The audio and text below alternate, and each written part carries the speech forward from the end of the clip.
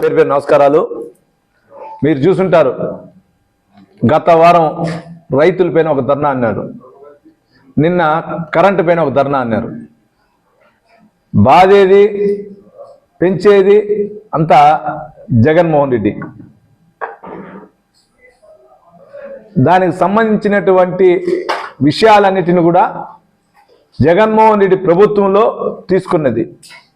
2014 నుంచి 19 వరకు తెలంగాణ విడిపోయిన తర్వాత ఆంధ్రాలో లోటు కరెంటుతో చంద్రబాబు నాయుడు గారు పాలించారు. దాని తర్వాత ఏ విధంగా సోలార్ ఎనర్జీ ఉండొచ్చు, జల విద్యుత్కు సంబంధించి ఉండొచ్చు, ఎత్తు దీనికి సంబంధించి ఉండొచ్చు, అన్ని రంగంలో 2019 వైసీపీ ప్రభుత్వం అధికారంలో వచ్చేటప్పుడు మిగులుతో ఇచ్చారు. దాని తర్వాత ఏం చేశారు మీకు తెలుసు. కోవిడ్ టైంలో మీరు చూస్తుంటారు, 3 నెలలకి 4 నెలలకు ఒకసారి కరెంట్ బిల్ తీసేవాళ్ళు. కరెంటు బిల్ తీసిన తర్వాత మనకి 3 నెలలు కలిపి సర్ఛార్జీలు అన్నీ కలిపి ఒకేసారి 200 యూనిట్లు ఫ్రీ అనేది 400 యూనిట్లు ఉంటుంది, 400 యూనిట్లు అనేది 600 అయి ఉంటుంది. దాన్ని పెట్టిన సర్ఛార్జీలు పెంచి ప్రీమియంలు పెంచి కరెంటు బిల్ ఎక్కువ తీసుకునింది జగన్మోహన్ రెడ్డి. 5 సంవత్సరాల్లో 10 సార్లు పెంచాడు కరెంటు బిల్లు. ఈరోజు 1,29,000 కోట్లు ప్రజలపైన భారం మోపింది జగన్మోహన్ రెడ్డి ప్రభుత్వం. చంద్రబాబు నాయుడు గారు ఆ రోజు ప్రవేశపెట్టినటువంటి కర్నూలులో సోలార్ ఎనర్జీకి సంబంధించిన సుమారు 1000, అంటే సుమారు పెరగచ్చు తగ్గచ్చు, 1000 మెగావాట్ల పైన సోలార్ ఎనర్జీ పెడితే వచ్చిన వెంటనే నీ రౌడీ ఎమ్మెల్యేలు, నీ రౌడీ మినిస్టర్లు కర్నూలు జిల్లాలో, అనంతపురం జిల్లాలో ఏ విధంగా దాడి చేసి పగలగొట్టి వాటిని మూసేశారు.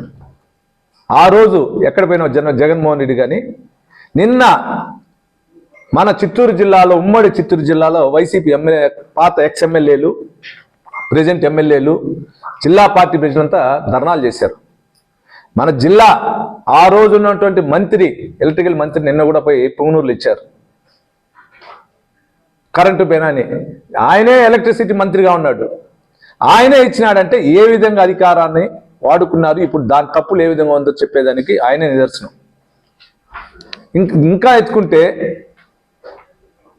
కూకట్పల్లిలో హిందూజా వాళ్ళకు సంబంధించినటువంటి ఒక 10 ఎకరాలు ప్రైమ్ ల్యాండ్, సుమారు 1,200 కోట్లు విలువ అయిన స్థలాన్ని హిందూజా వాళ్ళ దగ్గర లాక్కొని, ఆ రోజు ఉన్నటువంటి ఐఏఎస్ అధికారులు కానీ వీళ్ళు కానీ వద్దంటే కూడా 1,400 కోట్లు ఎక్కడ కానీ విద్యుత్కు సంబంధించి పెట్టకుండానే ఆయనకి హిందూజాలకి ఇచ్చిన ఘనత జగన్మోహన్ రెడ్డి.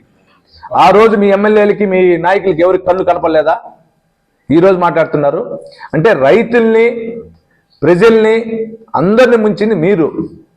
చంద్రబాబు నాయుడు గారు వచ్చి ఇప్పుడు ఈరోజు ఎగ్జాంపుల్ చెప్పాలంటే చంద్రగిరి నియోజకవర్గంలో మోడల్గా పైలట్ ప్రాజెక్టుగా రంగంపేట నుంచి భీమవరం పెడుతున్నారు. ప్రతి ఇంటికి 200 యూనిట్లు ఉండే సోలార్ ఫ్రీ, దానిపైన దాటితే వచ్చేటట్లు. ఎవరైనా 5 ఎకరాల స్థలం ఉంటే దానికి కూడా సోలార్ పెట్టుకొని ఎకరాకింత డబ్బు ఇస్తూ ఉన్నారు. అంటే ఎందుకు చెప్తున్నానంటే పైలట్ ప్రాజెక్ట్ సక్సెస్ అయితే జిల్లా వ్యాప్తంగా, రాష్ట్ర వ్యాప్తంగా చేయాలని. అంటే మళ్ళీ ఆయన కరెంటుని ఏ విధంగా మిగులు తేవాలనుకుంటాడో మీకు తెలియదా? అందరికి తెలుసు. కానీ నువ్వు చేసిన పొరపాట్లు, మీరు పాలన చేసిన పొరపాట్లు ఈరోజు చంద్రబాబు నాయుడు గారి పైన, తెలుగుదేశం ప్రభుత్వం పైన మాట్లాడుతున్నారు. ఇప్పుడే రాజన్న అన్న చెప్పారు, మనం పోతా ఉంటాం జాతరలో, సినిమా థియేటర్లో, అన్నింటిలో పోతా ఉంటాం. దొంగ మన దగ్గర పిట్ ప్యాకెట్ కూడా వేస్తాడు. వాడేం చేస్తాడో, అయ్యో దొంగ దొంగ అని వాడే అరుస్తాడు.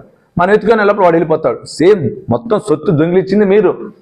మీకు రాష్ట్రాన్ని అప్పులు పాలు చేసింది 1,29,000 కోట్లు రాష్ట్రాన్ని అప్పులు పాలు చేసింది మీరు. ఈరోజు చేసి ఏదో చేయాలని చంద్రబాబు నాయుడు గారు ఇంకోరు అన్నారు, నిరంకుశ పాలన అని. నిరంకుశ పాలన అంటే మీరు 5 నెలలు 6 నెలలకంతా రోడ్డుకు రాదు, ధర్నాలు చేయరు మీరు. ఆ మాట్లాడిన వ్యక్తి కూడా మన మధుసూదన్ రెడ్డి, రోజా వీళ్ళు మాట్లాడారు. మేము అనుకుంటే వస్తే లోపలేస్తాం, తప్పు చేస్తే లోపలేస్తే ఎవరైనా మేము భయపడేదిలే. ఊరికే 4 ఉందని నేను రోజమ్మ మాట్లాడుతున్నారు అనుకోండి, ఇప్పుడే నువ్వు నీ ప్రజలే అక్కడ వద్దన్నారు. మీ గ్రూప్ రాజకీయాలు మీరు పెట్టుకోండి, దాంట్లో చంద్రబాబు నాయుడు గారిని గురించి మాట్లాడితే అది బాగుండదు. మీ ద్వారా చిత్తూరు జిల్లాకు సంబంధించినటువంటి రైతులకు కానీ ప్రజలకు కానీ ఒకటే చెప్పదలుచుకున్నాం, చంద్రబాబు నాయుడు గారు, పవన్ కళ్యాణ్ గారు, నారా లోకేష్ గారి నాయకత్వంలో ఇది మంచి ప్రభుత్వం. ఆ రోజు ఎలక్షన్లో ఏమైతే వాగ్దానాలు చేశారో సూపర్ 6 పథకాలు అన్ని 4 కంప్లీట్ అయింది. ఇంకా ఉచితంగా మహిళలకు ఇవ్వాలి, అది కూడా బస్సు ప్రయాణం ఇస్తారు. దాని తర్వాత విద్యా దీవెన అది కూడా ఇస్తారు. అన్నీ సక్సెస్ అవుతుంది. ఏది కానీ ఆయన చెప్పిన వాగ్దానం నిలదు. ఇది మంచి ప్రభుత్వం.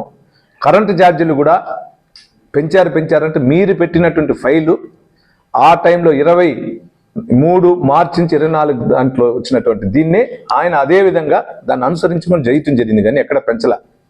కాబట్టి ప్రజలందరూ గమనించి ఈ వైసీపీ నాయకులు చేసినటువంటి అరాచకాన్ని మీరు మరొకసారి గుర్తుంచుకోవాలని కూడా కోరుకుంటూ విరమించుకుంటున్నాను.